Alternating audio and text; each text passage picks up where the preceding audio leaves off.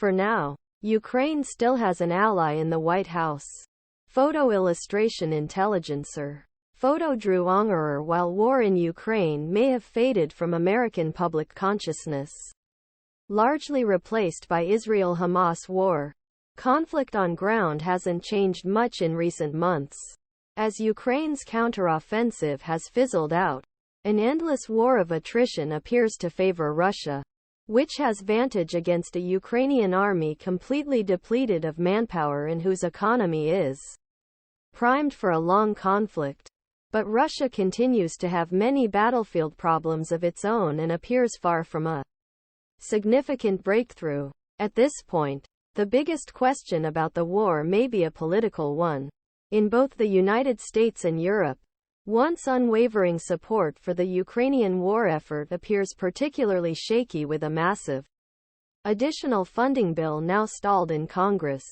Counterinsurgency expert John Nagel is a former lieutenant colonel in the U.S. Army, who is currently a professor of warfighting studies at the U.S. Army.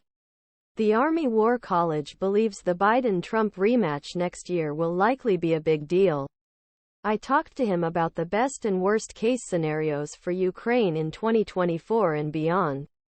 When we spoke in August, you predicted that the war would eventually settle into what you called a frozen conflict. Has your assessment changed since then? Think the good news is that I was right, and the bad news is that was right. As we discussed 4 months ago, Ukraine is attempting an incredibly difficult military task, among the most difficult military tasks, in conducting an offensive against a prepared defense. But what do they do without? In modern warfare, having air superiority is the first prerequisite for carrying out this crime. And so it is not surprising that the Ukrainian offensive had limited success, as it did on the ground. Disappointing but not surprising. The way people think about this war seems to be changing.